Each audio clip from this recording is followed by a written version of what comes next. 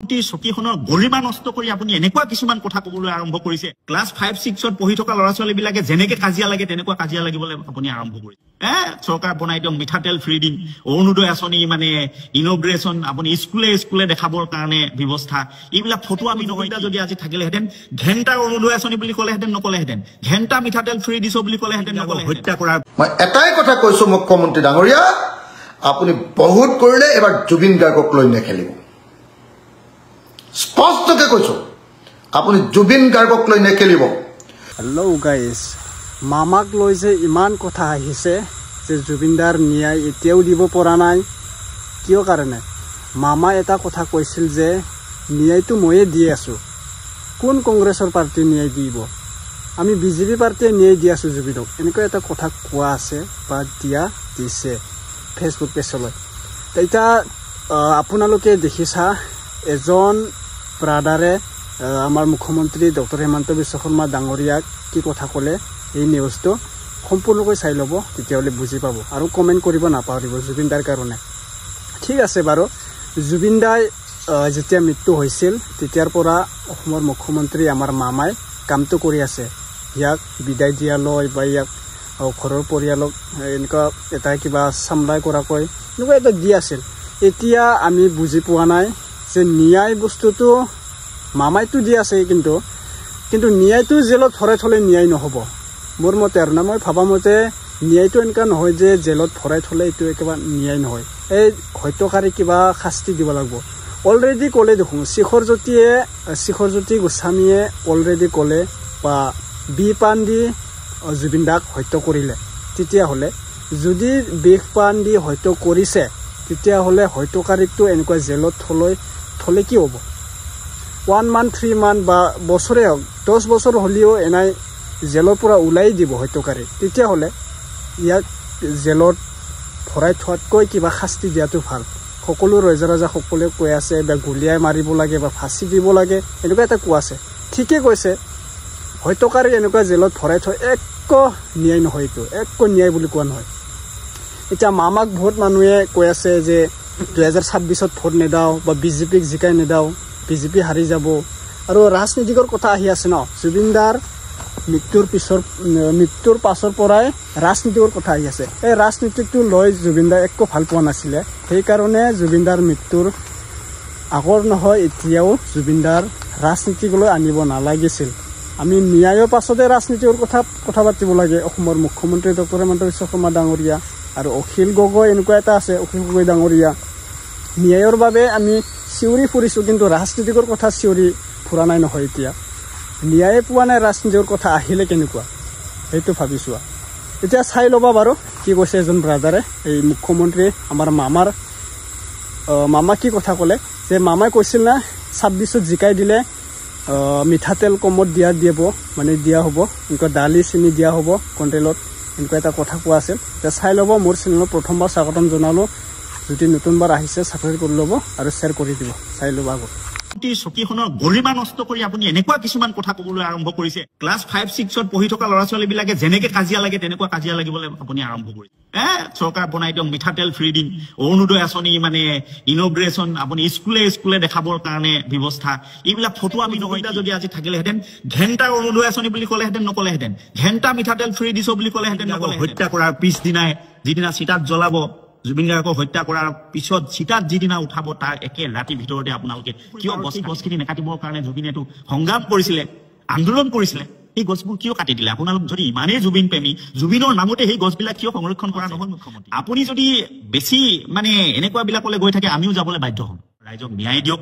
অসমৰ হিয়াৰ আগতো জুবিন গাৰ্গৰ মৃত্যু হৈছে, শুব পৰা নাই। মোবাইলটো চাবলৈ মন নোযোৱা হ'ল, যেতিয়াই মোবাইলটো চাওঁ তেতিয়াই সেই মুখখনে আমনি কৰে, যেতিয়াই মানে কিবা কাম কৰিব খোজো তেতিয়াই তাৰ পিছৰ পৰা আমনি কৰে। সেইকাৰণেতো আপোনালোকক ঘেণ্টা বুলি কয়। পলিটিক্স নকৰিবা বন্ধু, সেই গানটো আপোনালোকৰ কাৰণে গাইছিলে, যে একেদিনাৰ ভিতৰতে জুবিন গাৰ্গৰ একদম ইমান ডাঙৰ ফ্ৰেণ্ড হৈ গ'ল। আপুনিতো নৰেন্দ্ৰ মোদী ডাঙৰীয়াক চেণ্ডেলৰ মালা পিন্ধাম বুলি আপুনি কংগ্ৰেছ এৰি পিনি একেবাৰে বিজেপিৰ ভক্ত হৈ যোৱা নাছিলে। এটা গান শুনিয়ে তেওঁ ভক্ত হৈ যাব পাৰে, এটা গান শুনি। আঁঠু লৈ প্ৰথমতে নতশিৰে তেওঁক সেৱা জনাই তেওঁৰ প্ৰতি সন্মান জনাইছিলে, শ্ৰদ্ধা জনাইছিলে। শ্ৰদ্ধা জনোৱাৰ পিছত সেই ব্যক্তিজনক এক অভিবাদন জনাইছিলে, যিহেতু তেওঁ বিপ্লৱী শিল্পী।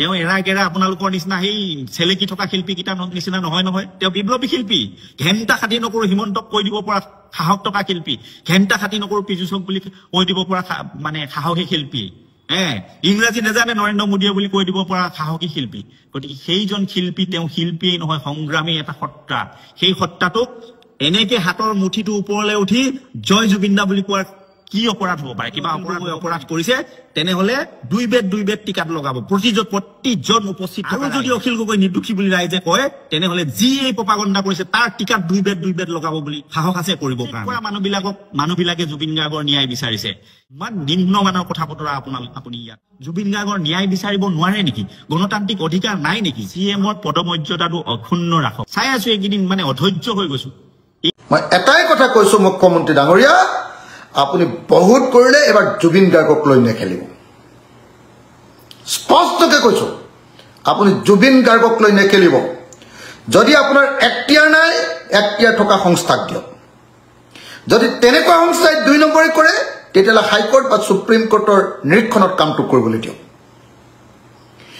আপুনি লগে লগে গৈ প্ৰধানমন্ত্ৰীক লগ ধৰক আৰু হোম মিনিষ্টাৰক লগ ধৰক যাতে ছিংগাপুৰত গৈ তদন্ত কৰিব পাৰে আমাৰ সংস্থাবিলাকে আমি লগ ধৰক আপুনি অকল ভোটৰ কাৰণে প্ৰধানমন্ত্ৰী আৰু হেৰিয়া অমিত শ্বাহক ইয়ালৈ আনি থাকিলে হ'ব নেকি গৈ লগ ধৰক আপোনাক বহুত ভাল পায় বুলি শুনিছোঁ অমিত শ্বাহে লগ ধৰক লগ ধৰি আপুনি পাৰ্মিশ্যন উলিয়াওক নহ'ব দেই এইটো নহ'ব কিন্তু এটা কথা কৈ দিলোঁ কিন্তু আপুনি ক্লিয়াৰলি কৈ দিছে অসমৰ মানুহে ধৰা নাই আপুনি মাৰপিট কৰি বন্ধ কৰিছে অসমৰ মানুহে ধৰা নাই আপোনাক মাৰপিট কৰি আপুনি বন্ধ কৰিছে হয়নে নহয়